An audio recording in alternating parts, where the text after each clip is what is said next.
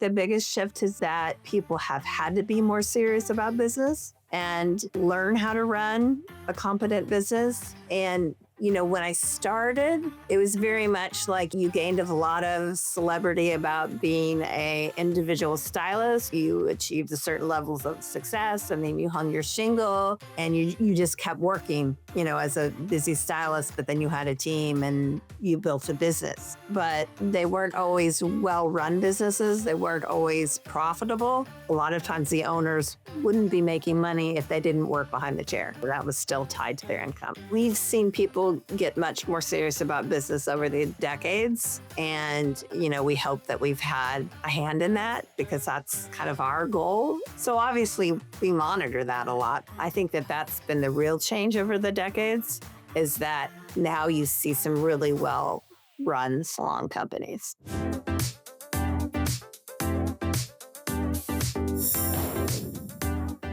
Today, I am so excited because we're chatting with someone who has shaped the beauty industry for nearly 3 decades. She's a creative force behind Salon Today and Modern Spa and Wellness. She's a mastermind behind beloved programs like the Salon Today Top 200 and a real champion of salon owners and their success. Please welcome to the podcast, Stacey Soble. Oh, thank you so much. That's a tremendous introduction there. I feel so important. It's all true, and you are so important. I don't know if you've read your bio lately, but it's pretty impressive. I should have added to that intro, and also incredibly down to earth and approachable. So she is important, but she might pretend she doesn't know it. Yeah. Creative force. I think that was the phrase that got me. I don't think that says that in my bio, but because I see myself more as a conduit, of telling other people's stories. And it's like not making them up, Totally. I think it takes the creativity, though, of someone like you, and also the expertise to be able to connect and gather to get the stories out of the people you talk to. I want to know a little bit about... Yeah. It is. It's totally true. I want to know a little bit about your journey in this industry, kind of how you knew you wanted to get in touch with and involved with the space of hair, and what got you where you are today. I think it happens like a lot of people's stories, kind of by chance or by accident. I have a degree in journalism, 2 degrees in journalism. I have a master's in journalism, and I was doing corporate PR for a Fortune 100 company in the early 90s. And, it was the heyday of mergers and acquisitions and big hiring things and big layoffs. And so I gotten laid off. I was a new mom. One of my friends who went to journalism school was writing for Modern Salon. And she said, she had just started as the editor of Salon Today. They had just purchased that acquisition from a distributor. And she's like, I needed money. And my husband was a resident in medical school and not making money yet. So she's like, freelance for me. So that was it. And like my very first story she gave me was to mystery shop 3 salons. I lived in St. Louis at the time. She goes, just pick 3 salons, go mystery shop them, write every detail of the experience. And then we had, I know one of them was Van Council. I can't remember who the other owner was. Read my stories and then give critiques about how those owners could improve. And we didn't reveal the names of who I mystery shopped. I still remember. But it was a very cool, that was my introduction into the world. Way more fun, I imagine, than some of the other projects you might have been working on. I mean, imagine work involving getting a manicure, a facial, or a blowout, and then writing about it. Yes, I was working in agricultural and biochemicals. So yes, it was like, this is actually a wonderful industry. Right. Did you ever imagine that little freelance side project to get you through to your next big job would be your ultimate lifetime work? No, but I did continue the freelance because I loved it so much. I didn't know that it would actually open up and be a career at some point. But I probably freelanced for 5 years while doing other things. And then finally, my good friend said, "We have an open position. Either you take it, or I will have to fill it." And then the freelance was going to dry up. So I was like, "Well, I'll take it." And that's what kind of happened. So, but I That's had awesome. been writing for Salon Today for like 3 or 4 years at that point. You had a little bit of a taste of what was happening. I want to Yeah. know too, in all of your time as an early reporter and journalist, what's one story or one moment as a journalist that really stands out to you and that shaped your career or who you are today, no matter what the industry was? One, oh, that's tough. I mean, I worked on one very, very early on in my career where I went behind the scenes at the governor's mansion in Missouri, and I was talking about the woman who like ran the parties and everything for the governor. And it was like behind the scenes, and like we were in the kitchen, and they like brought prisoners from the prison, worked in the kitchen at the governor's mansion. And it was like, and then the governor, like, they were hosting like a gala that night. And he came down early and he's playing the piano just for me. So, I mean, that was like an experience. I don't know how good the story was. I was still in journalism school at that time. But that was probably like the first taste of like, it's not about always the finished piece. It's about the experience and the journey you have in learning those people's stories and how you tell them. But the experience of going through that and being able to paint the picture for someone else who isn't there Yeah, I think kind of that's said, awesome. this is really interesting. Yeah, this is what I want to do. So I mean, it's kind of it's part spy and part behind the scenes. It's really yeah, fun though. I like that. You mentioned it's the secret shopper thing that got you started in our industry, but the behind the scenes and the coverages mentioned that sounds yeah. a lot of fun. Yeah. You've built some of the most iconic recognition programs in the industry today, including the Salon Today Top 200 and this STAMP stamp, which is an acronym. Can you tell me a little bit about what inspired those programs or who you collaborated with and how something that started as a small idea has turned into something that's evolved into a really big impact in our industry? Well, I did not launch Salon Today 200. That was actually my friend that hired me, Michelle Musgrove. So I will give her credit, but I did help grow it. And, this is the 29th year this year. So, we are barreling along, and I've been involved every year except the very first year. And that started because we had another, we're a publishing company. We had another vertical brand in woodworking, and that company had that magazine brand had the Wood 100, and they named like the best woodworkers of the year. And so my friend Michelle goes, that works for Salon Today, but I like the alliteration of Salon Today 200. So she just magically picked 200, and Okay. that's So how it became this that is way. why there's only 200 of them. Right. That's perfect. Okay.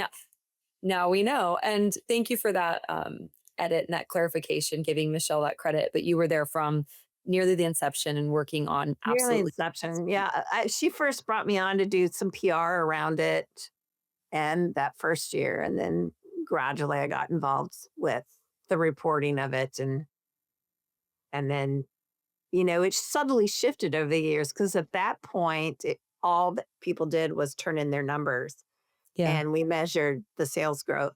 And then we hit 2008, and it was the big recession, and we didn't think we'd have 200 people that grew that year. So that was when we kind of came up with the idea of the best practices. And we also shifted in that year from we used to do model shoots and have a model on the cover of the 200. And then we started putting real owners on the cover, which was the evolution of that. And that was all me. So I shaped it. I definitely shaped it. It's shaped the way it is because of me, but I didn't start it. So And it's continuing to evolve. And I'd say, like, in that okay. nearly 30 years, how have you seen salon owners grow and evolve? Or in what ways have you seen? I love how you mentioned in Spotlight that part of the application now goes into best practices or other components besides just KPIs, just numbers that show growth. What have you seen as the biggest shifts in salon owners during this nearly 30-year journey working with them? It's a very fortunate one for us because I think the biggest shift has been that people have had to be more serious about business and learn how to run a competent business. And, when I started, it was very much like you gained a lot of celebrity about being a individual stylist. You achieved a certain levels of success, and then you hung your shingle, and you just kept working, as a busy stylist. But then you had a team, and you built a business. But they weren't always well run businesses. They weren't always profitable, Hmm. and a lot of times the owners wouldn't be making money if they didn't work behind the chair. Right. That was still tied to their income.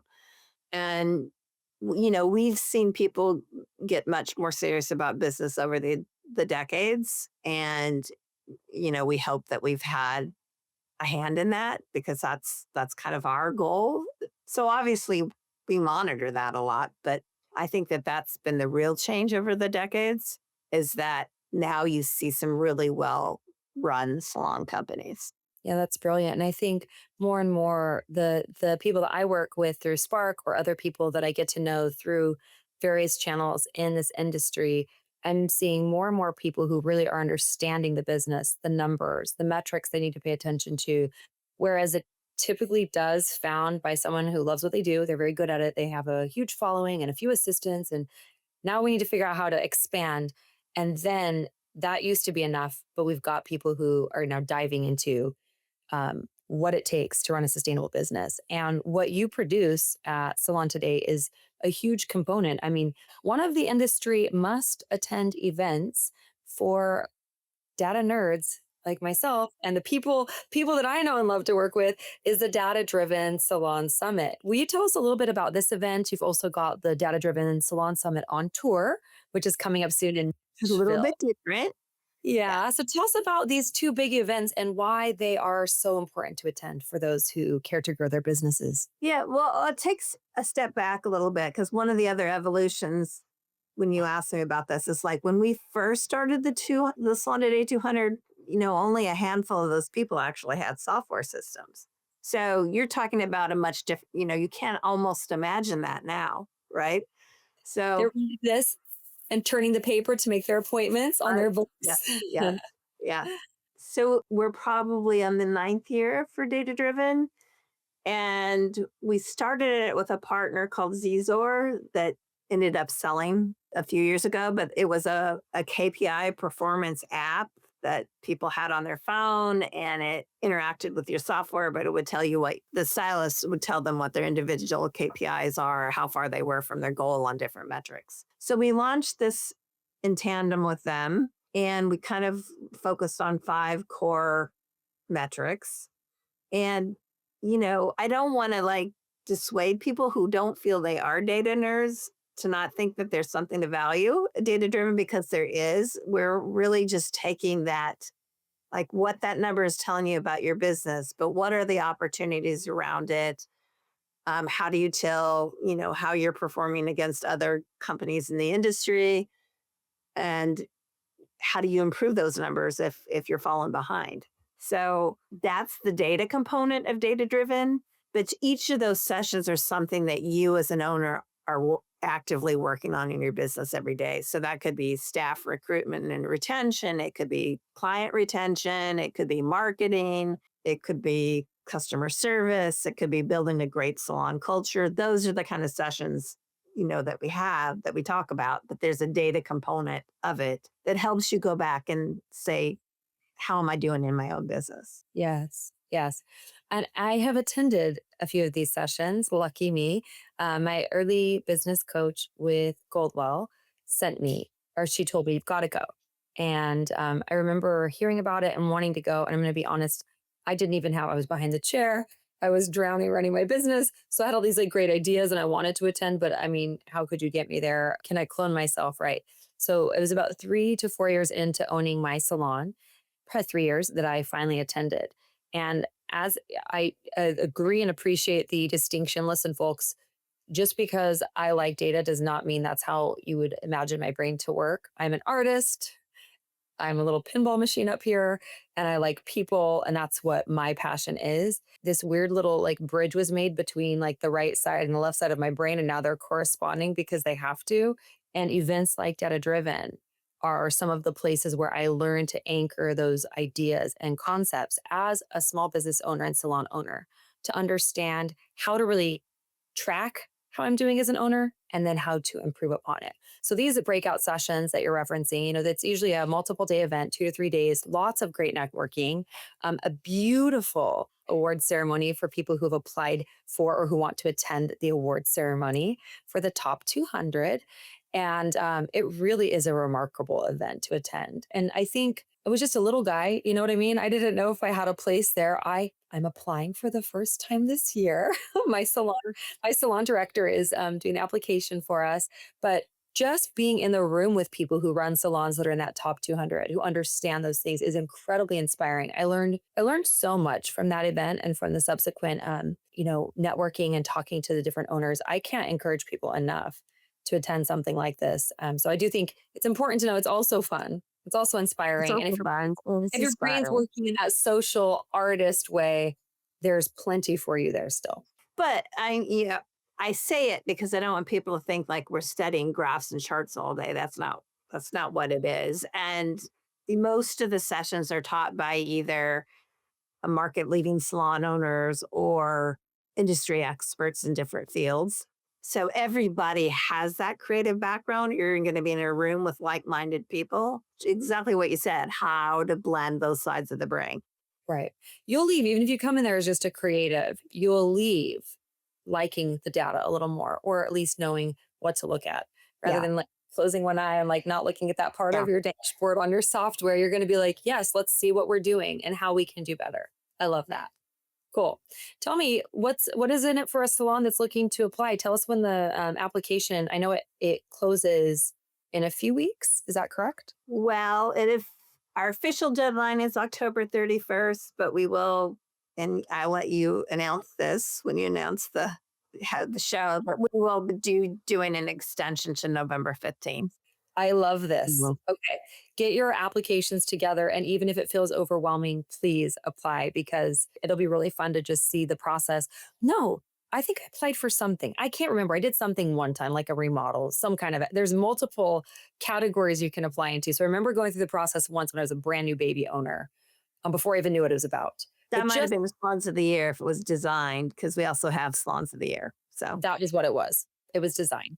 I can't even remember. I just know that the process to go through that was a great way to even look at my business in a different way. So I'm excited. This episode should air the week of October 20th, roughly.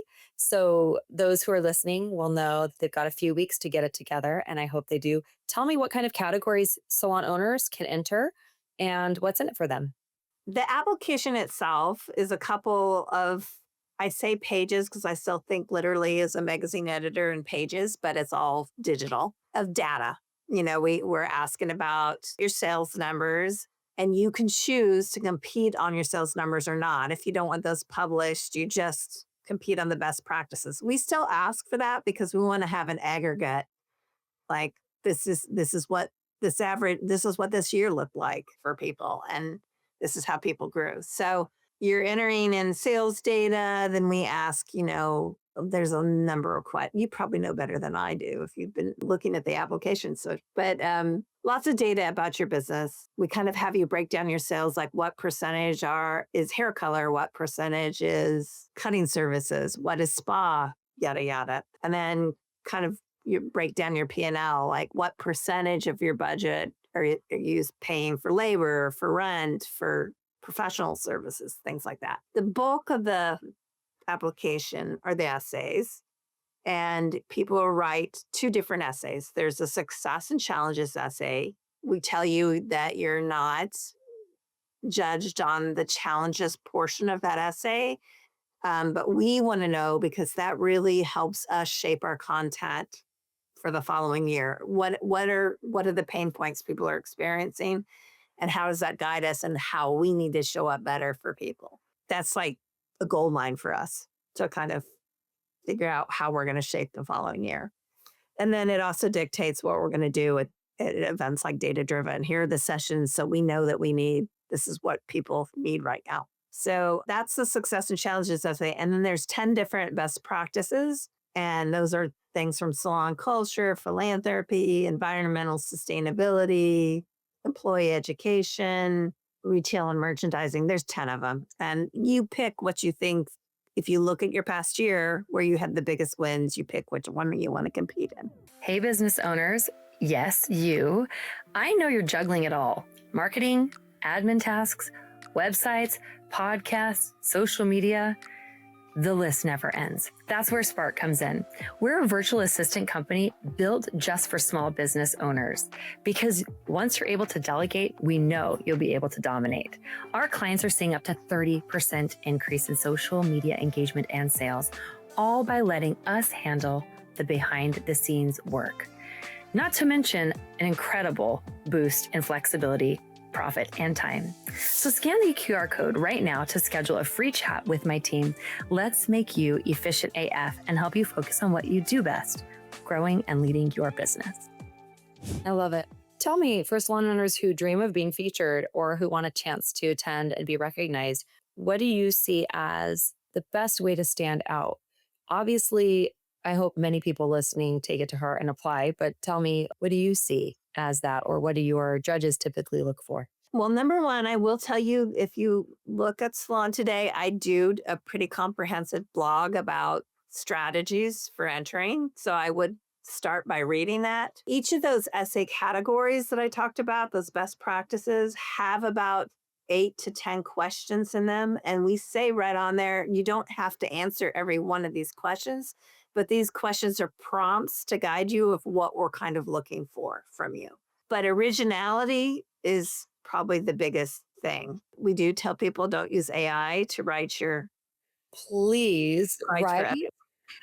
I certainly use it to like proof it or help you write it better, but like the originality of your idea and what you did to shape your business in the last year, the things that you did that really moved the needle in some direction, tell us about it. If you have data around it, we want to hear that. Like if Yes. I did XYZ and I grew 5%, we want to hear about it. You know, we introduced this new service and we sold this many last year. That's the kind of things that we want to hear about. So it's the originality of your idea, but really it's a historical look at your business over the past year and your chance to shine. And we will put that link in the podcast show notes so that people can find it quickly and reference that. Looking ahead, what trends excite you most about salon business storytelling, or what next chapter gets you the most excited based on what you've seen in the trajectory? Excites me and also kind of terrifies me. Like we're leaning heavy into video. We launched a show and Heather was on it recently called Salon Insider. So, you know, that's a new world. That's a new reality for me. I mean, I feel like since I've entered this career, it's like every year we're embracing something new and different. And sometimes we're telling very similar stories from year to year, but we're telling them in different ways. So, you know, video is really how we're looking to grow in the future as a company.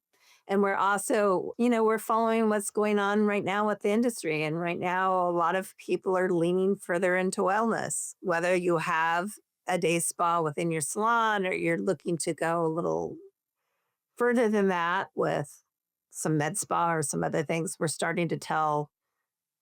launched a brand called Modern Spa and Wellness, and there will be an outsert in your fall issue of Salon Today this year. So you will have that as an extra issue, but that has its own channel as far as a newsletter, and it's a subset on our website for now, but it will be next year. It'll probably be its own site. It'll be its own social media and everything else. But really just helping you embrace wellness services into your business, however that may look for you. And that could be head spa treatments. You know, it's not necessarily that, and it doesn't necessarily mean Botox injections, right? Sure. Sorry.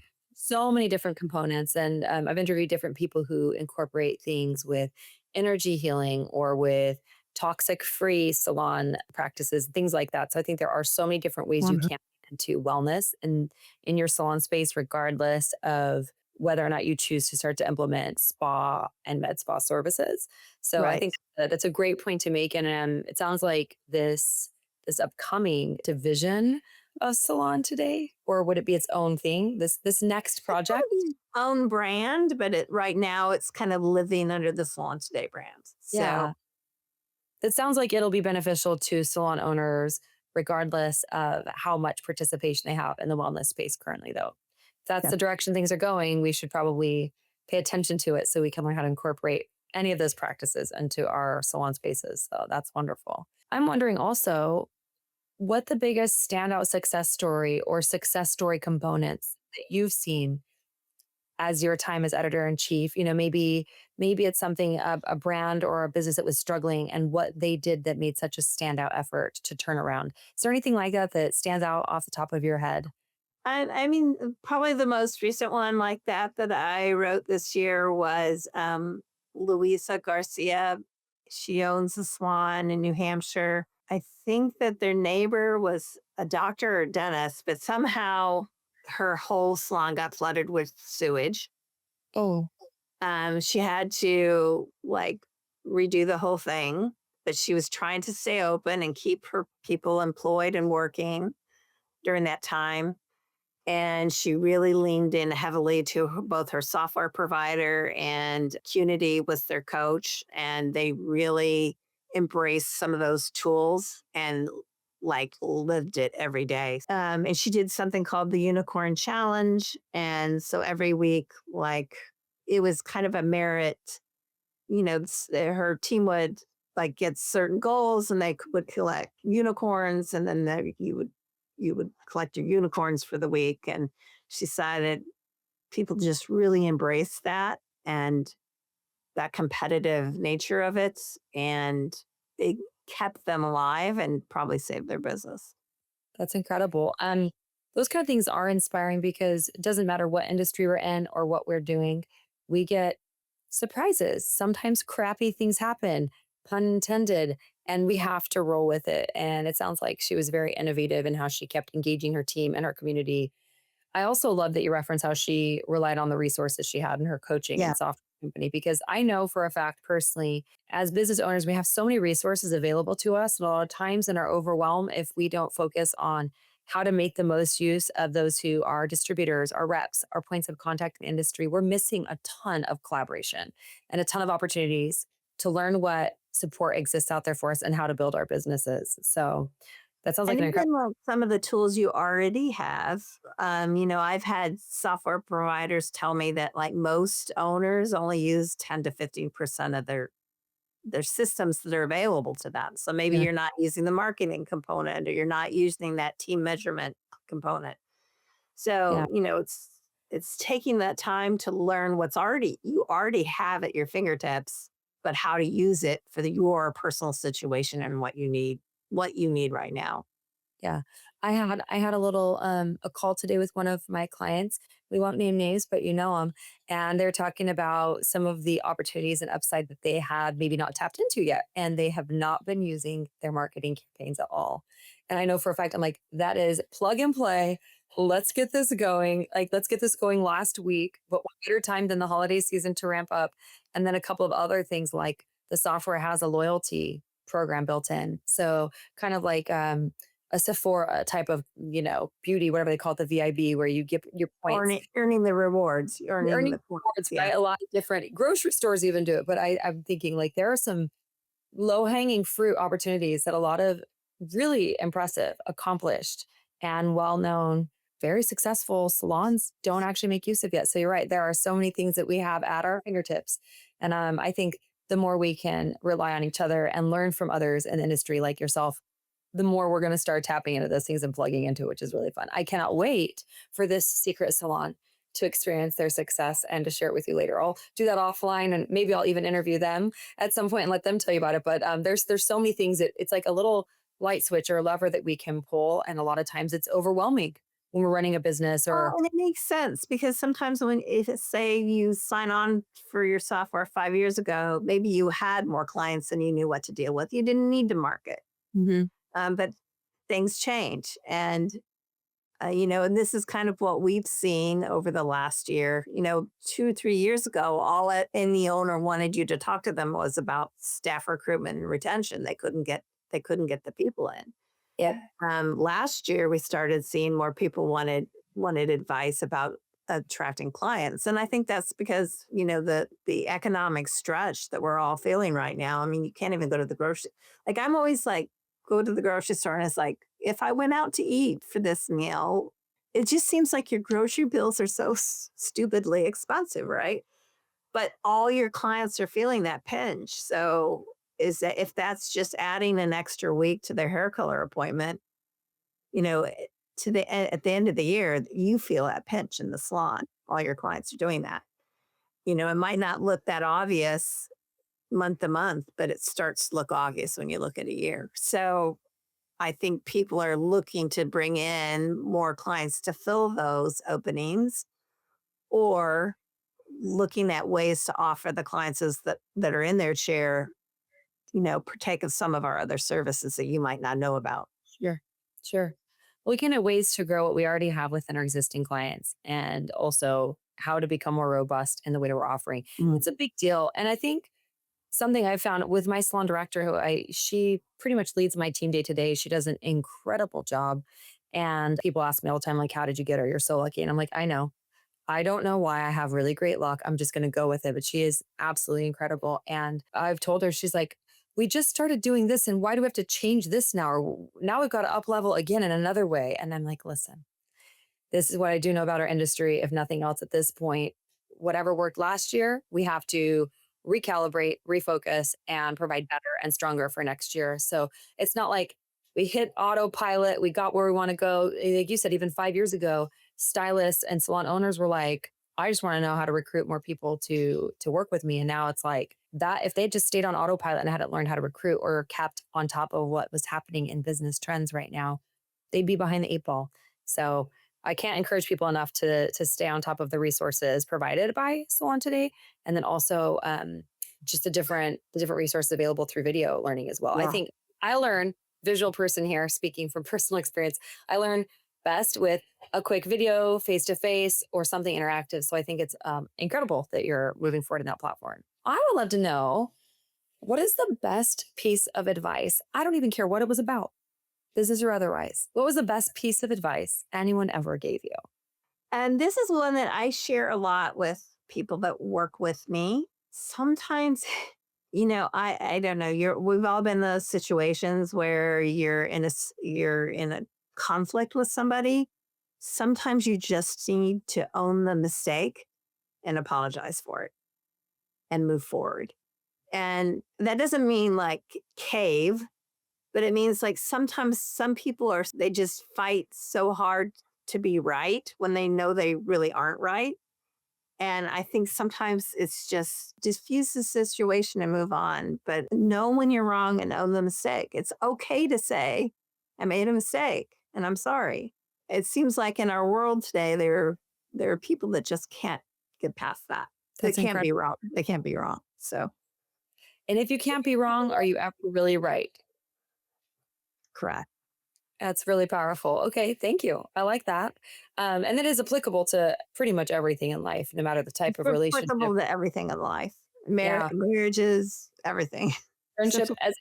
as a leader in a business, as a friend, a colleague, parent. We were talking about before the podcast Yeah. started. Your two children. It's applicable to everything. I really appreciate that. Tell me, if you were to like have a stack of your favorite books, tell me what they're about, or one or two of the favorite books that you've read recently and why. Well, I read a lot of like escapism kind of books. So I read a lot of historical romance. And that to me, that kind of reading is my escape Uh-huh. from reality. So yes, I read thought provoking things too. But yeah, that's my big escape. And you'll see like I have my pillow back there as an Outlander pillow. So like Yes. we're big into the Outlander universe for a while. So Awesome. I love it. And I want to know, what's something, oh, I hope you shock us, shock the listeners and viewers today. What's something that would surprise people to know or find out about you? I don't know if I have anything that could shock Or maybe people. just surprise them. Like maybe you have a secret hobby yodeling or something, right? Just something that might surprise listeners. Our whole family are certified scuba divers. Okay. We scuba dive. Haven't done it in a little bit. It's been a year or two. I don't like cold scuba diving. Like, I live in halfway up the coast of California. It's too cold here. Yeah. Where do So, you like to scuba? Mexico, Hawaii are our top spots. Beautiful. That's kind of fun. So your children also certified? Hmm. Yeah. That's a lot of fun. It's a lot of work too. Like my most magical experience probably in my life was when my daughter got certified. We scuba dived the manatees off the coast of Florida. Oh, wow. And, they move through the water. They're very slow. They're very peaceful. I don't know that they're the brightest creatures in the world, but they're very curious. So they would like come right up to your mask and look right in your mask. And it was magical. That is They're really so sweet. gentle. Oh, to move slow and gently with curiosity, like a Yeah. manatee. Yeah. That's awesome. Well, thank you so much, Stacey, for joining me today. Your work continues to inspire and shape our industry, and your journalism and your dedication to helping us grow is incredible. I hope everybody listening today will take a chance to plug into Salon Today and also the Modern Spawn Wellness Well, thank publication to you. learn more about the industry. Like I said, we'll link everything there. And maybe shout out the dates for your Data Driven on tour that's coming up in Nashville, and also where people can find us in the spring for Data Driven. Yeah. So in Nashville, that's November 2nd. And the way that Data Driven on tour is a little different than the regular Data Driven is it's about 3/4 of a day of business education. And then we go to 3 local salons and kind of give you a tour behind the scenes. So we have some fun things planned for that. And then it's May. I think it's 16th to the 18th for Data Driven and Salon Summit. It's going to be in Austin, Texas. We're doing that event adjacent to Cunity. So we're going to we're still 2 independent events, but we know that we're competing for time and space with people for weekends. And it's just been hard to nail a weekend where something similar isn't going on. So we're trying to make that easier for people. Oh, that's brilliant. That's the first time you've done this? Yes. So Are they going to participate? Is it going to be like people can intermix sessions, or will there be like one event first and then immediately followed by we're your going to have event? one event first and their event second, but you can register for both. And I think there'll be a discount for that. And, we're looking to do this with other partners. It won't always necessarily be Cunity. It's Cunity this time because we think they'll be a great partner, and we'll see about doing that. But we're calling it Salon Week. I did not know that till just now, although I did know I'm attending. I'm for sure going to go, and I'm bringing my salon director. That's exciting to me, actually. I'm going to mark Yeah. out a few extra days in my calendar now that I know this. Yeah. Their event's called The Fill, and our Uh, event's Data Driven. And that's how they're going to be. Well, come get your fill of data, and we're going to do both of them. Again, thank you so much for your Okay. time, Stacey, and thank you everybody for listening. Hopefully, you're walking away with some pretty big takeaways about how you can shape your business and keep your eye and pulse on what's happening in the future. And I'll Make tell people to look for their fall issue because we're telling Heather's story in it. So Yes, and oh wait, am I going to be in that one? you are. Um, I've never done this before. Now I feel so special. So absolutely, you should get that fall issue and frame it. And I will sign it. If I come to your salon, I'd be happy to sign it. You're part of a story that we're telling about 4 services or technologies that came out from the salon floor. So like they're all salon owner invented and carried forth. Most of them are technologies. Yours is a little different, but it's technology adjacent or related. But Spark helps people make better use of their technology. technology, exactly. Stay as an artist, but get your technology to work for you. I am honored. I'm so excited now. So yeah, what she said, keep an eye out for that. And thank you so much for your time. I can't wait to see you on tour in Nashville. I'll be there. Thank you. I know. It's just 2 weeks.